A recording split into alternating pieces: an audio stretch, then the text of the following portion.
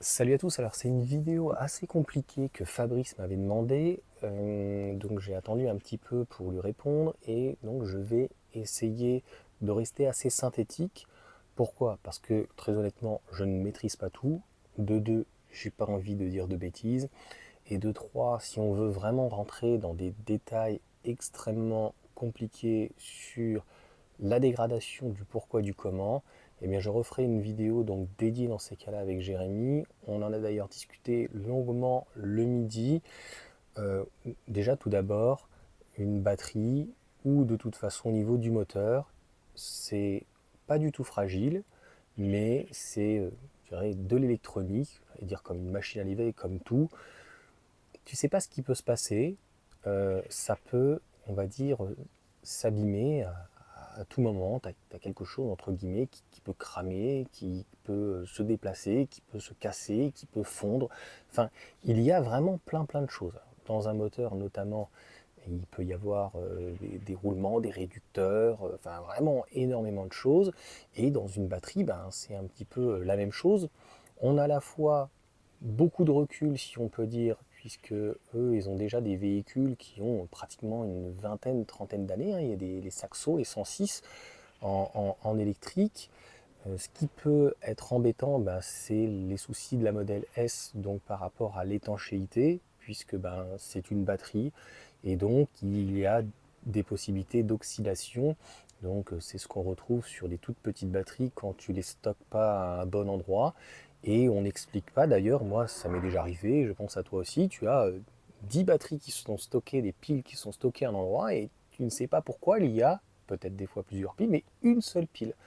Donc ça prouve bien que dans l'échantillon, lorsque ça a été fait donc sans air, enfin voilà, c'est aseptisé au maximum, hein, on va dire, c'est comme un laboratoire. Le souci, c'est que bah voilà, il suffit qu'il y ait une toute petite, un petit endroit qui ne soit pas ou qui ne soit plus hermétique, et donc dans ces cas-là, qu'il y ait des oxydations. Ce qui est certain, donc pour, on va dire, garder sa batterie en état de forme, encore une fois, on parle de la dégradation parce que on peut avoir des soucis en fait de connexion, de d'échauffement. Tu vas sur une prise ou une prise rapide ou CCS ou quoi que ce soit et il y a un échauffement. En fait, c'est déjà de ne pas laisser à 100%. Alors, je n'ai plus le détail, mais il y a des tensions différentes. Ce que je me rappelle, et pour rester synthétique et accessible aussi à tout le monde, c'est que chez Tesla, et notamment donc sur les modèles S, mais je pense que c'est pareil aussi sur les autres, modèle 3 et modèle Y, la tension, elle est un peu comme le buffer, elle est vraiment juste. Donc, euh, obligatoirement, quand la tension euh, apportée au niveau de la batterie est à 100%, et que ta batterie est pleine aussi elle-même, entre guillemets, à 100%, pareil, sur la batterie, il y a quand même un buffer, donc on laisse des marges, des limites, eh bien, déjà ça va dégrader. Donc, a priori, si tu la laisses de temps en temps, par inadvertance, à 100%, ce n'est pas très grave, mais il y aura déjà plus d'impact chez Tesla du fait de la tension. Alors je ne sais plus de combien elle est, je ne veux pas dire d'ânerie. Mais par exemple, que les poches par exemple de chez la Mégane. Ça, c'est la petite différence. Et donc Jérémy, la petite anecdote, m'a dit qu'il y avait une entreprise, un institut, je ne sais plus, qui avait fait un test donc de laisser à 100% la batterie. La batterie, a priori, est restée à 100% pendant des lustres, mais sa dégradation était juste exponentielle. C'est d'ailleurs pour ça que quand on récupère des véhicules qui viennent de Chine, notamment les modèles 3, et on sait qu'ils les chargent entre 30 et 50% dans le bateau, souvent elles sont à peu près à 50%, elles sortent de l'usine, après elles sont stockées, après elles partent voilà, entre 30 et 50, et elles arrivent, bah, des fois il y en a qui la récupèrent entre 1, 2%, 5, 11. Donc elle a quand même perdu de la batterie, mais pas forcément une dégradation. Donc pareil, à contrario et à l'inverse, alors petite précision pour les batteries NMC, on va dire ouais mais on peut les charger à 100%, etc. On en a rediscuté là-dessus avec Jérémy et je suis tout à fait d'accord. En fait, moi c'est ce que j'avais lu, hein, et donc Jérémy apporte son expertise et me dit euh, une batterie en fait LFP notamment de chez donc que ce soit CATL ou BYD chez Tesla, il y a aussi MG qui l'utilise. c'est pour le recalibrage, donc au niveau du BMS, parce qu'il peut y avoir des soucis. Donc lui, d'ailleurs, la petite anecdote, c'est qu'il a une Mia donc, qui est très très vieille, mais c'est pareil en fait pour n'importe quel véhicule où des fois tu peux avoir une dégradation dans le pack, il y a des sous-packs, mais d'une cellule ou d'un problème. Et lui, par exemple, le souci qu'il a actuellement, sans une décharge profonde, parce qu'on ira donc à l'extrême après des décharges profondes, eh bien, comment te dire, le pack, donc il y a une partie du pack, donc une cellule, ou une partie, quelques-unes, bref, peu importe ce qu'il faut comprendre, c'est que elle n'est plus aussi performante. Donc ça va se traduire déjà éventuellement à un problème de calibrage, mais dès lors que lui il descend à 20%, il ne peut pas même descendre en dessous de 20%, en fait elle se met en défaut. Donc il ne peut plus descendre en dessous d'un certain seuil parce que en fait elle détecte une erreur, parce qu'il y a une cellule en fait qui se met en défaut. Donc il peut y avoir ce souci-là. Donc sur la décharge profonde, pareil, il y a un buffer, ce qu'il n'y a pas par exemple sur les batteries ou perceuses, visseuses, tondeuses, enfin tout ce que tu veux qui est pour le coup une batterie. Dès que tu arrives en fait à la fin, c'est jamais bon en fait de la stocker ou de la laisser donc à zéro. Et d'ailleurs le risque c'est que ça ne redémarre pas. Donc la question peut se poser, est-ce que c'est la batterie 12 volts ou est-ce que donc c'est la grosse batterie du véhicule, puisque c'est quand même la petite batterie donc de 12 volts, qu'elle soit au plomb ou au lithium, qui vient donc qui fait le 12 volts, hein. Donc au niveau et après qui prend le relais avec soit du 400 volts, il y a du 260, du 800 volts, etc., etc. Donc j'ai lui demandé si par exemple quelqu'un comme Tesla Riviera qui faisait des petites charges, est-ce que entre guillemets finalement c'était néfaste, parce qu'on a parlé du nombre de cycles. Et là il me dit ben qu'est-ce qu'un cycle? Et il me dit on n'a pas réellement, alors on a déterminé ce que c'était un cycle, c'est-à-dire c'est de 0 à 100, mais est-ce que la batterie, elle ressent comme ça? C'est-à-dire, je te donne un exemple très simple, tu fais 50-100% avec ta batterie LFP ou 30-80 avec ta batterie, mettons, NMC. Moi, c'est à peu près ce que je fais sur la Mégane ou sur le modèle Y. Eh bien, on considérerait qu'un cycle, ben, c'est au bout de 2 fois. Dans la pratique, c'est pas tout à fait clair, sachant qu'on sait que le plus important finalement c'est le temps, c'est la durée en fait qui va abîmer donc la batterie. Et encore une fois, même si la dégradation est bonne, ce n'est pas parce qu'elle est bonne que forcément il ne faudra pas réparer la batterie ou le pack, l'ouvrir pour pouvoir y accéder, avec ses avantages et ses inconvénients. Parce qu'on le voit bien, donc, notamment chez Tesla, mais ils n'ont pas le retour sur les dernières Mégane ou Scénic, hein. J'ai fait une vidéo donc, sur le Scénic qui est plus cher au niveau de la batterie. Donc est-ce qu'ils auraient injecté de la mousse, ou est-ce qu'il y a plus d'isolant, ou est-ce que c'est à la fois un avantage, puisque ça évite les fuites, ça évite les problèmes d'étanchéité ou quoi que ce soit, mais ça va avoir un problème, si on peut dire, au niveau donc, de la réparabilité, donc c'est beaucoup plus compliqué. Donc voilà pour cette partie. Et donc sur donc, Tesla Riviera, je te disais, voilà, au final, il envoie très peu, un ou deux, on va dire 2000 watts, on va dire entre 8 ampères et, non, même 6 9 ampères, tu vois, vraiment 13 ou 9, vraiment très très très peu. Et il me dit, ben non, alors c'est pas que de la théorie, hein, mais ce que je fais par exemple avec ma Mégane, qui est qu'avec mon photovoltaïque, j'ai à peu près 2 kWh, tu vois.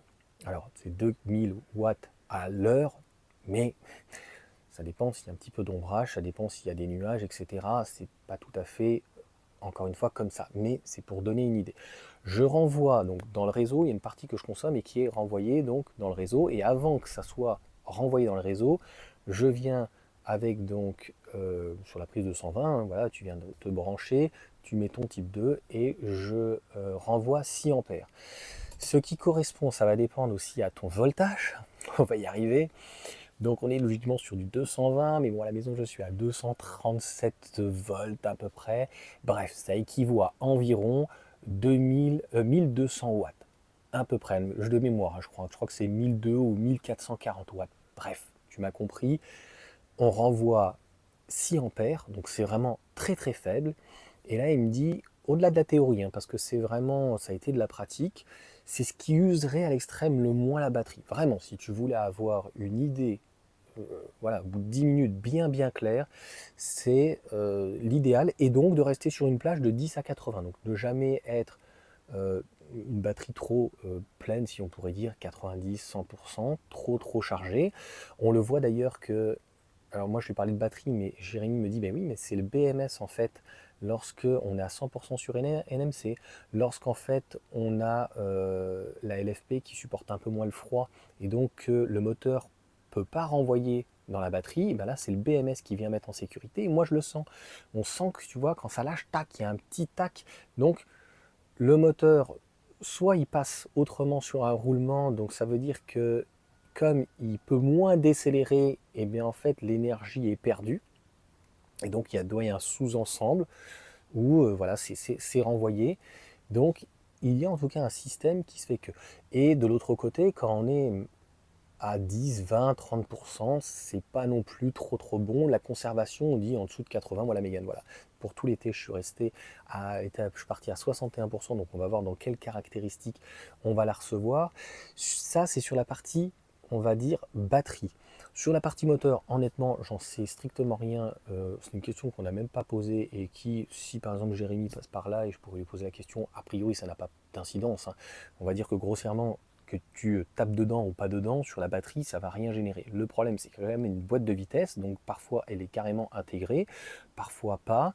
Et j'avais déjà fait une vidéo donc dessus. Ça pourrait être plus une vidéo donc dédiée au moteur. Bah, il y a quand même une boîte, marche avant, marche arrière. Donc obligatoirement, quand tu vas faire un touchdown, tu vois, tu vas appuyer comme un bourrin, comme sur une boîte auto où ça tombe des rapports. Bah, obligatoirement, le on-off comme ça d'un coup, euh, c'est assez mauvais, ça va inévitablement créer du jeu, ça envoie énormément de couples en fait d'un coup. Donc le conseil que j'avais donné, si on peut dire, c'est plus d'y aller progressivement, si on peut dire. Donc on peut y aller fort, mais quand même d'une manière progressive, et même pour les pneus, c'est-à-dire que euh, avoir un véhicule qui est même en roulage à 5 km/h et qui envoie, ça agrippera mieux et ça arrachera moins le pneu que quand tu es à l'arrêt et que paf, tu tapes dedans, tu colles les fesses et puis voilà, enfin, voilà l'idée. Pour la partie donc chargeur, et comme je dis, donc le roulement, que tu roules vite, pas vite, qu'est-ce que tu veux que ça fasse en fait à la batterie? C'est prévu pour. En fait, le BMS, lui, de toute façon, va gérer cette partie-là et va mettre en sécurité à l'extrême s'il y a besoin par rapport à une régénération plus faible, plus forte ou quoi que ce soit. Donc en fait, il y a une sécurité. Pareil, on pourrait en parler longuement. Tesla donc a son propre système pour refroidir ou réchauffer les batteries. Les batteries aussi, bah, elles sont entre guillemets stockées dans les voitures sont stockées dehors, donc obligatoirement il y a, à mon avis, de toute façon, le stockage est non pas primordial, mais a un petit impact. Même si voilà, il y a des voitures qui sont mieux élaborées que d'autres, qui permettent donc, on va dire, de protéger la batterie. Donc pour la dernière chose, alors là c'est sans équivoque, tout le monde le sait, des charges, plus la charge en fait va être puissante, donc notamment une charge rapide, entre guillemets, plus ça va dégommer la batterie. Donc, on l'a pu le constater sur les Tesla ou les Model S ou certains Model 3 qui sont déjà à 200, 300, 400 000 km. Au final, la dégradation n'est pas si probante que ça, mais au-delà de faire le préconditionnement, la tension apportée en fait dans la batterie, la puissance en fait est tellement importante. C'est comme un compresseur. C'est d'une évidence, si tu veux, tu as un compresseur, plus tu vas envoyer de pression en fait dans quelque chose, plus il va y avoir un échauffement.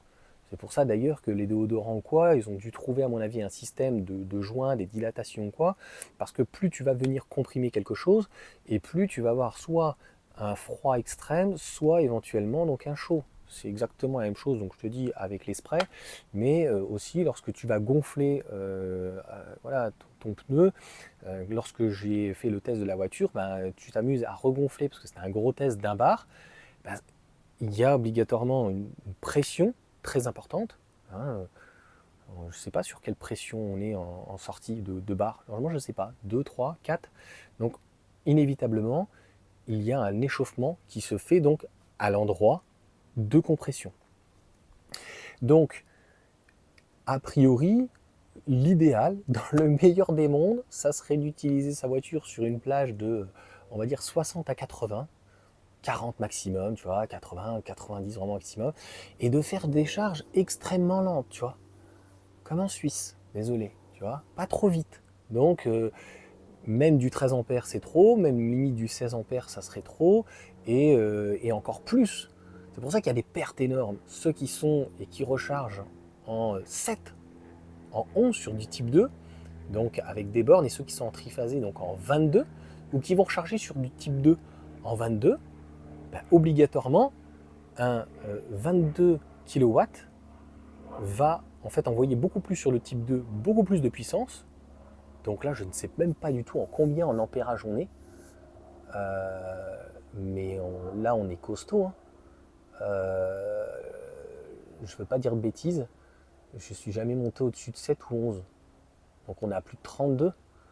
Donc tu penses bien que en termes de tension, en termes de puissance, 6 ampères, voilà, la batterie, si tu veux, a priori, elle ne le sent même pas.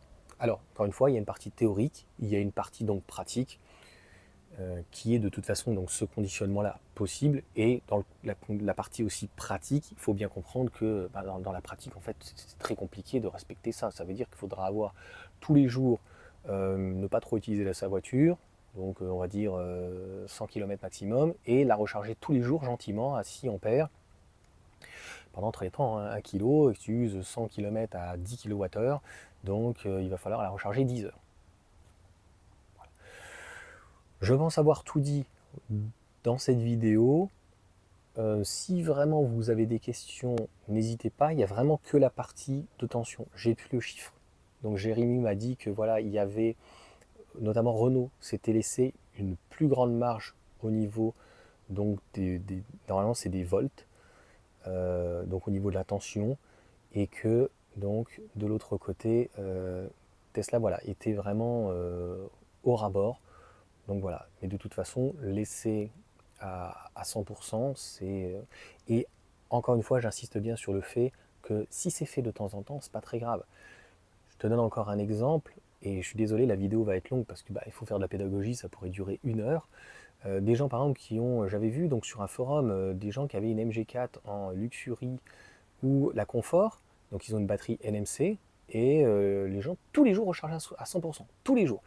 Donc si tu la recharges de temps en temps, tu la prends dès le lendemain, il n'y a pas de problème. Mais tu imagines quelqu'un qui fait tous les jours un 50-100%, et donc il se dit, moi, je m'en fiche, je charge à 100% pour X raisons, soit par méconnaissance, soit parce qu'il n'a pas envie d'arriver à 20-30%, et il se dit, si me laisse une marge, donc je charge à 100%, et en plus il se charge sur une borne, donc chez lui à 7 kg.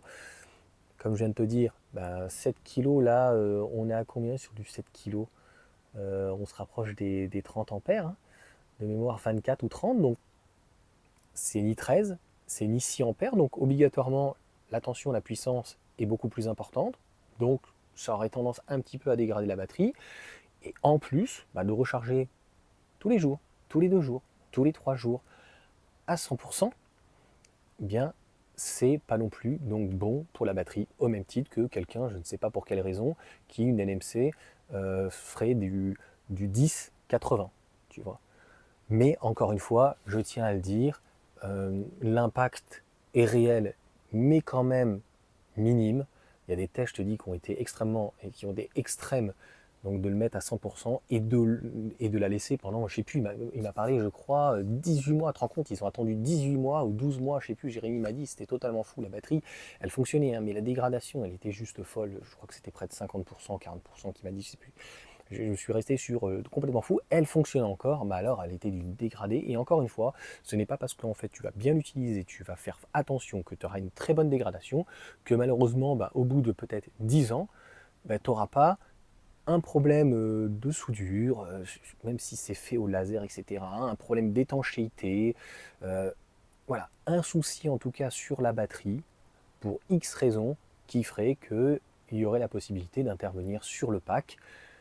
Le seul avantage aussi donc, que ça a, logiquement, donc, si c'est réparable, ben, avec Revolt, par exemple, et bien derrière, c'est de récupérer ses propres cellules qui fonctionnent et d'éviter donc éventuellement de devoir changer une partie donc d'un pack des cellules donc dans la totalité donc du pack.